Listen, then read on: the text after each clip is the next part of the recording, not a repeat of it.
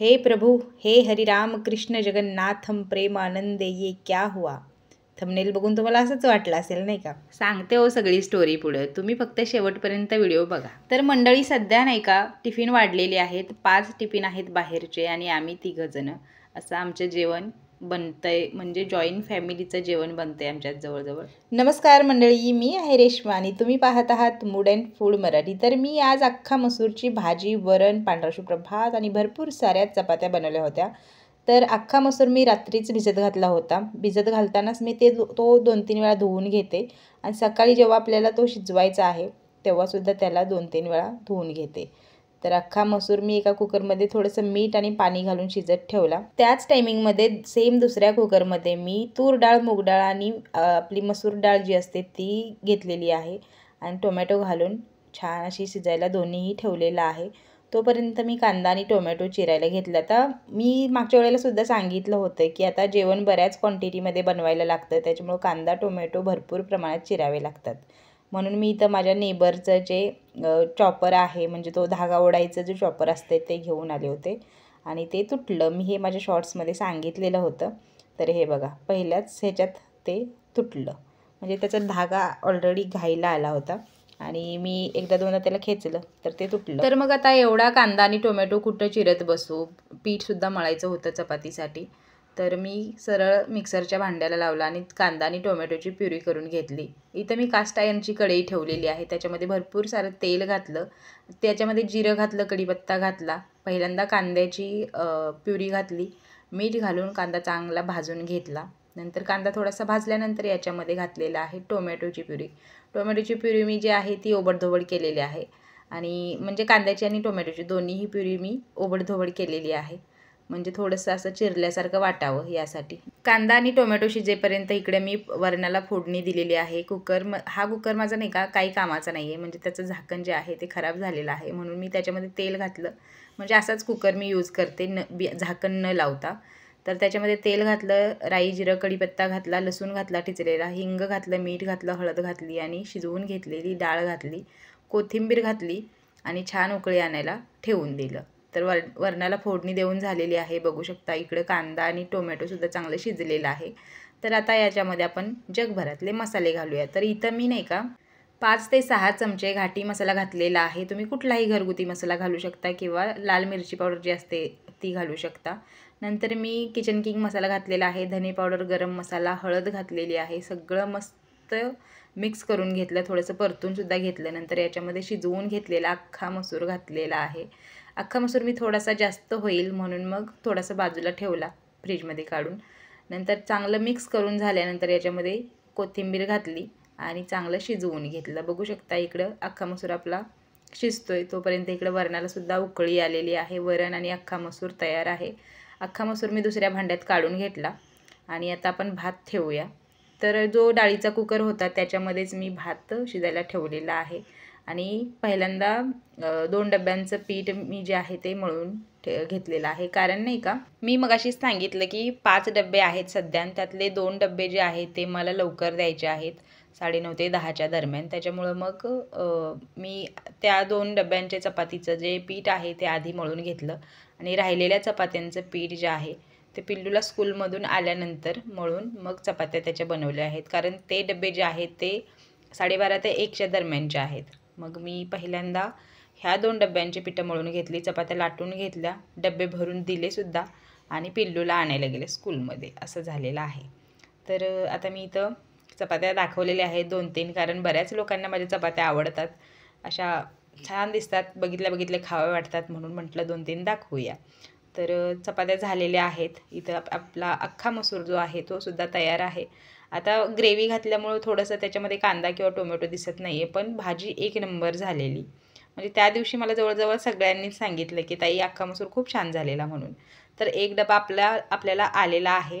हा डबा मला 10ला द्यायला लागतो, तर तो मी छान असा भरून दिलेला आहे. पहिल्यांदा तर मी चपाती घातली, अख्ख्या मसूरची भाजी घातली, वरण घातलं आणि एका डब्यामध्ये भात भरलेला आहे. सेम असंच बॅग कराड करणीची आहे, त्याच्यामुळे तुम्हाला वाटेल की हा डब्बा परत दाखवला, पण असं नाही आहे. कारण तुम्ही नीट बघितलं तर 2 डबे वेगवेगळे दिसू शकतात. तर आमच्या इथं नाही का खालीच आजी आजोबा राहतात, तर ते सुद्धा नाही का कधी कधी हाफ डब्बा द्यायला सांगतात. तर 4 चपाती आणि भाजी घातलेली आहे मी. आणि पेपर त्यांनी स्वतःच दिलेला आहे की या पेपरमधून चपात्या रॅप करून दे म्हणून. तर प्लास्टिक पेपर वगैरे वापरते म्हणून काही बोलू नका, कारण त्यांचं स्वतःचंच आहे ते. तर नंतर मी पिल्लूला स्कूलमधून घेऊन आल्यानंतरचा हा आता सीन आहे. म्हणजे मी राहिलेले जे 3 टिफिन आहेत त्यांच्यासाठी आणि आमच्यासाठी चपातीचं पीठ मळते. आता तुमच्या एक गोष्ट लक्षात आली असेल की मी 2 वेळा चपाती बनवण्यासाठी पीठ मळलेलं आहे. आता तुम्हाला वाटेल की तू एकदाच पीठ मळू शकली असतेस. तसं माझ्यासुद्धा डोक्यात आलं. पण काय होतं माहिती आहे का, पहिल्यांदाच्या 2 टिफिनच्या चपात्या मला द्यायच्या आहेत त्या जवळजवळ मी 9:30 वाजताच बनवून घेते.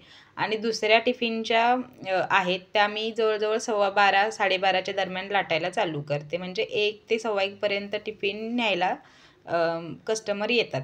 मग जवळजवळ पहिल्या चपातीमध्ये पहिली चपाती बनवताना आणि दुसरी चपाती बनवताना जवळजवळ 2 तासाचा गॅप राहतोय. मग ह्या 2 तासामध्ये नाही का मळलेलं पीठ खूपच भिजतंय. अगदी पोळ्या लाटताना आपण कणिक कशी भिजवतो, मैदा वगैरे आहे की काय असं वाटतंय ते.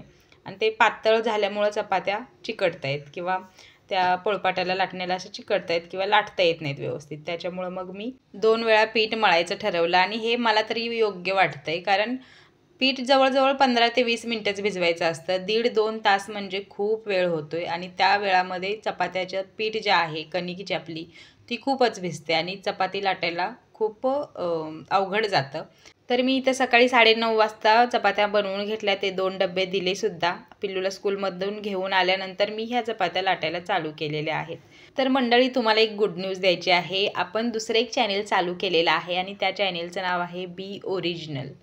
तर मी अजून काही त्याच्यावरती काही कुठलाही व्लॉग वगैरे टाकलेला नाही, पण ते स्पेशल व्लॉगसाठी मी चॅनेल बनवलेलं आहे. किंवा तुम्हाला जर जी माहिती पाहिजे की तू एडिटिंग कसं करतेस, व्हिडिओ कसं बनवतेस किंवा व्हिडिओ अपलोड कसा करतेस, तर ह्या सगळ्या गोष्टी तुम्हाला तिथं बघायला मिळतील.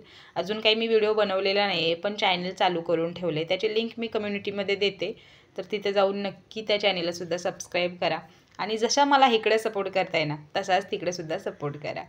तर नाही का माझ्या लक्षात आलं की माझी पॅन्ट जी आहे ती काळी आहे आणि काळ्या पॅन्टवर नाही का चपात्याचं पीठ म्हणजे पडून ती पांढरी होते. म्हणून मग मी परत माझ्या लक्षात आलं ॲफ्रन घालायचं. मग ते ॲफ्रन लावलं आणि परत चपात्या करायला चालू केली. बापरे, मी काय बोलते मलाच समजणं झालं. असो, इथं नाही का आमचा पिल्लू आला होता की आई मला पण चपाती करायची. मग मी त्याला सांगितलं हा गोळा जो आहे तो तुझ्यासाठी ठेवला आहे, तू सगळ्यात शेवटी करायचं म्हणून. मी तोपर्यंत सगळ्या चपात्या लाटून घेते. आता आपल्याला डब्बा द्यायचा आहे ना. तर त्यानेसुद्धा ते ऐकलं आणि निघून गेला. थोड्या वेळानं परत येऊन त्याचं चालू होतं की झाली काय, किती उशीर झालं वगैरे वगैरे. आणि ते जे भांडं तुटलं होतं कांदा चॉपिंग करायचं, ते तो स्वतः घेऊन आई मी ह्याला व्यवस्थित करतो, मला पक्कड दे, मला अमुक दे तमुक दे करत होता. म्हटलं बाळा ते व्यवस्थित होणार नाही, तू काही त्याच्याकडे लक्ष देऊ नकोस, आपण करूया नंतर ते व्यवस्थित दुकानात नेऊन. तर तो काय ऐकायला तयार नव्हता. ते भांडे घेऊन आपला इकडं तिकडं फिरत होता. कुठं चमच्याचं घाल तिथं कुठं काय कर, ते त्याचं मिस्त्रीगिरी चालू होती. तर मी त्या सगळ्या चपात्या बनवून घेत होते आणि पिल्लू त्याची मिस्त्रीगिरी करामती करत होता. इथं जेवढ्या चपात्या झालेल्या आहेत तेवढ्या किती झालेत हे बघण्यासाठी मी त्या थोड्या काउंटिंग करून ठेवल्या. म्हणजे प्रत्येकाला डब्यामागं किती द्यायला लागतील हे समजेल. तर इथं माझी नेबर आली होती, तिला मिक्सर पाहिजे होता म्हणून मिक्सर द्यायला गेले. तेवढ्यात कारभाऱ्यांनी कॅमेऱ्याच्या आडवी वाटी लावली आणि स्वतः काहीतरी तिथं करत होते. तर त्यांना नाही का ऑमलेट पाहिजे होतं, म्हणून ते मला म्हणत होते की मला ऑमलेट करून दे म्हणून. तर म्हटलं अजून माझ्या भरपूर चपात्या करायच्या आहेत, तर तुम्ही स्वतः केलं असं तर बरं होईल म्हणून. आणि काय माहिती कुठं दिवस उजाडला. मी स्टार्टिंग केलं ना, हे प्रभू हे कृष्ण जगन्नाथ हम प्रेमानंद ये क्या हुआ, तेच ते हे क्या हुआ. तर मंडळी, कारभारी नाही का जास्त काही किचनमध्ये काम वगैरे करत नाहीत, पण मला वाटलं की कदाचित ते चपात्या भाजायला आलीत की काय, पण असं नाही. त्यांनी स्वतःसाठी ऑमलेट भाजलं आणि जेवायला बसले. तर असं आहे आमचं गणित. तर असो, ऑमलेट का होईना स्वतः भाजून घेतलं, मला तेवढी मदत झाली. तर इथं आमची शेवटची चपाती लाटायची चालू आहे. पिल्लू मस्त ती चपाती लाटून घेतोय, त्याला जमत नाही म्हणून मग मी पण लाटून देते. आणि ग्लासनं उठवून ती भाजून घ्यायची. इथे सगळ्या चपात्या तयार आहेत. ज्याला जशी पाहिजे तशा मी घड्या करून ठेवलेल्या आहेत. स्वयंपाक झाला रे झाला की मी कस्टमरला लगेच मेसेज करते की टिफिन तयार आहे म्हणून. मग ते लोक 15 ते 20 मिनिटात येऊन जातात. तर हा आपला दुपारचा जो म्हणजे 1 वाजताचा पहिला डब्बा आहे. सकाळी मी पिल्लूसाठी भेंडीची भाजी बनवली होती, तर त्याच्यातलीच थोडी भाजी राहिली होती ती त्याच्यासाठी, कारण तो तिखट फार खात नाही. तर हा आपला दुसरा डब्बा आहे. तो 1 डब्बा हाफ आणि 1 डब्बा फुल असं घेऊन जातात ते लोक. तर तो सुद्धा मी भरून दिलेला आहे. आणि आपला कराड करणीचा डब्बासुद्धा आलेला आहे. तो सुद्धा छान असा भरून दिला. मी मगाशी म्हटलं की 2 डब्बे सेम आहेत, तुम्हाला एकच वाटेल, पण असं नाही. दोन्ही डब्बे वेगवेगळे आहेत. तर मंडळी, हा व्हिडिओ तुम्हाला कसा वाटला मला कॉमेंटमध्ये नक्की सांगा. आणि सबस्क्राईब करायला विसरू नका. आपल्या दुसऱ्या चॅनेलला सुद्धा सपोर्ट करा. तिथं सुद्धा छान छान व्लॉग मी घेऊन येणार आहे लवकरच.